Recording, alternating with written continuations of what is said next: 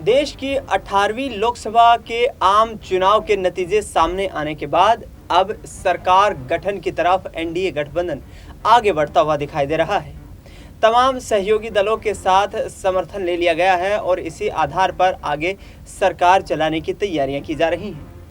इस बीच आपको बता दें कि उत्तर प्रदेश, जो कि देश की राजनीति का प्रमुख केंद्र बिंदु के रूप में देखा जाता रहा है, वहां भारतीय जनता पार्टी के लिए उम्मीदों के मुताबिक नतीजे सामने नहीं आ पाए। लिहाजा समाजवादी पार्टी ने इतिहास की सबसे बड़ी जीत दर्ज करते हुए एक रिकॉर्ड कायम कर दिया है। अखिलेश यादव के लिए दोहरी चुनौती थी, क्योंकि नेताजी के निधन के बाद अखिलेश यादव के लिए पहला चुनाव था लोकसभा का चुनाव, जिसमें उनकी अग्नि परीक्षा होनी थी। और ये चुनाव, ये दशा और दिशा समाजवादी की तय करता कि आखिरकार समाजवादी पार्टी आगामी वक्त में किस तरीके से राजनीति करती हुई नजर आएगी। लेकिन इस अग्नि परीक्षा में अखिलेश यादव पास हो गए हैं। इसी के साथ साथ परिवार के 5 सदस्यों को चुनावी मैदान में समाजवादी पार्टी ने टिकट दिया था और 5 सदस्यों ने जीत दर्ज की है। लेकिन यहाँ पर एक अहम सदस्य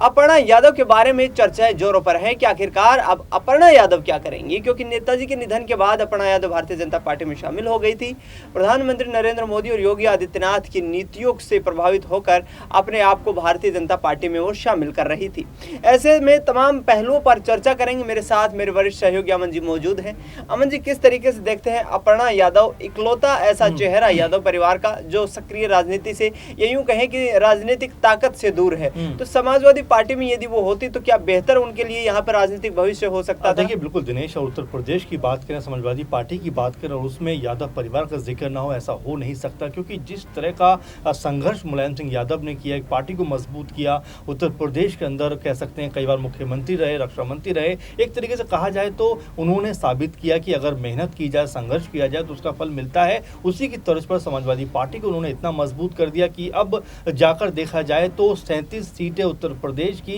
सरजमी से उनको प्राप्त होती हैं, जहां से कोई भी कह सकते हैं एग्जिट पोल इसके ऊपर बात नहीं कर रहा था, कोई भी बड़ा कह सकते हैं कि जो सियासी जानकार है वो तक बात नहीं कर रहा था। लेकिन अखिलेश यादव और जिस तरह से उन्होंने प्रचार प्रसार किया, उनको ये भरोसा था कि इस बार बीजेपी को वो एक तरीके से घुटनों को बल ले आएंगे। और देखिए, यही हुआ कि 33 सीटों पर बीजेपी सिमटी, 37 पर कहीं ना कहीं सपा इंडिविजुअल नजर आई। वहीं गठबंधन की बात करें तो ये आंकड़ा करीबन 44-45 या 43-44 का बनता है। तो ये बताता है किस तरह से उत्तर प्रदेश के अंदर समाजवादी पार्टी को सफलता मिली। अब ऐसे में आपका सवाल, जिस तरह अपर्णा यादव के ऊपर आप बात करें, देखिए बीजेपी के लिहाज से भी अगर कहा जाए तो अपर्णा यादव का जैसा इस्तेमाल पॉलिटिकल तौर पर होना चाहिए, वैसा इस्तेमाल कहीं भी नजर नहीं आया। इक्का दुक्का रैलियों में वो जरूर नजर आए, लेकिन देखिए प्रभावशाली चेहरा है, अगर उनको बीजेपी प्रमोट करे, बीजेपी कोई मौका दे तो शायद एक बड़ा नाम वो बन सकती है। लेकिन हैरानी होती है कि चाहे विधानसभा चुनाव हो, चाहे लोकसभा चुनाव हो या उपचुनाव हो, कहीं भी अपर्णा यादव की मौजूदगी नजर नहीं आती। मंत्रिमंडल का विस्तार हो, कई बार चर्चाएं आती है कि उनको मंत्री बनाया जाएगा, वहां पर वो नजर नहीं आती। फिर पार्टी के लेवल पे बात होती है कि कोई बड़ा पद उनको दिया जाएगा, उसमें वो दिखाई नहीं पड़ती। तो दिनेश, ये माना जा सकता है कि जिस तरह की कह सकते हैं अपर्णा यादव की राजनीति एक ठहर सी गई है जो बीजेपी के अंदर, अगर वो सपा में वापसी करती हैं, क्योंकि ऐसी संभावनाएं बहुत ज्यादा लग रही हैं, क्योंकि शिवपाल यादव को बहुत कह सकते हैं पसंद करती हैं, उनके बड़े हैं, घर के बहुत अच्छे संबंध भी हैं। और ऐसे में हो सकता है कि शिवपाल यादव अपने घर की बहू को एक बार फिर सपा में वापसी कराते हुए नजर आए। और आपने सही कहा कि अगर यहाँ पर मुझे ऐसा लगता है दिनेश कि अगर यहाँ पर वो सपा में होती तो एक सीट शायद समाजवादी पार्टी की ओर बढ़ती हुई नजर आती, जो हो सकता था। लेकिन बीजेपी ने तो उनको मौका ही नहीं दिया। ये अपने आप में बड़ा सवाल बन जाता। तो क्या शिवपाल यादव के जरिए वो सपा में एंट्री करेंगे या डिंपल यादव के सहारे वो सपा में आएंगी? कई तरह की कयासबाजियां हैं, लेकिन हाँ, ये जरूर माना जाएगा कि अगर उपचुनाव होता है, क्योंकि अखिलेश यादव सांसद बन गए, उनकी सीट छोड़ी जाएगी। इसके अलावा भी 1-2 सीटें ऐसी जिसके ऊपर लगातार जिक्र हो रहा है कि वहां पर अपर्णा यादव का नाम सपा की तरफ से सामने आ सकता है। बिल्कुल, अपर्णा यादव को समाजवादी पार्टी की तरफ से राजनीतिक आधार देने की अब कोशिशें जारी हैं, क्योंकि शिवपाल यादव, राष्ट्रीय महासचिव समाजवादी पार्टी, लगातार ये कह चुके हैं कि अपर्णा यादव हमारे परिवार का अहम हिस्सा है। व्यक्तिगत आधार पर देखा जाए तो बहुत मधुर संबंध है हमारे बीच में, सिर्फ कुछ राजनीतिक दूरियां हैं और जिनको आने वाले वक्त में दूर कर लिया जाएगा। अमन जी, अपर्णा यादव यदि विधानसभा चुनाव समाजवादी पार्टी में शामिल होकर के लड़ती हैं, तो क्या आप ये मानते हैं कि अखिलेश यादव उनको करहल विधानसभा सीट से ही चुनावी मैदान में उतारेंगे, क्योंकि उनको कन्नौज से जीत मिलने के बाद अब विधानसभा की सदस्यता छोड़नी पड़ेगी, तो ऐसे में अखिलेश यादव और अपर्णा यादव के संबंध उतने मधुर नहीं देखे जाते हैं, तो क्या इसमें डिम्पल मध्यस्थता कर सकती हैं? देखिए, बिल्कुल करना भी चाहिए, क्योंकि जिस तरह की स्थिति कह सकते हैं अपर्णा यादव की बीजेपी के अंदर नजर आती है, वाकई में ये बहुत हैरानी होती है कि वो सपा परिवार या यूं कहें कि यादव परिवार और अखिलेश यादव की बहू एक तरह छोटे भाई की पत्नी है, तो बिल्कुल उनके कह सकते हैं व्यक्तिगत संबंध तो खराब नहीं होंगे, लेकिन हाँ, पॉलिटिकल जो संबंध है वो वाकई में ऐसा है दिनेश की खराब है। लेकिन देखिए, उसके अलावा भी मैं आपको एक उदाहरण दूंगा कि मैनपुरी के लिए जब ऐसा सुनने में आया कि अपर्णा यादव का नाम बीजेपी इस्तेमाल करना चाहती है, अपर्णा यादव का बयान उस समय निकलकर क्या सामने आता है कि आप मुझे रायबरेली या यूं कहें कि अमेठी किसी भी सीट से आप उतारिए उत्तर प्रदेश की, मैं तैयार हूं, लेकिन मैं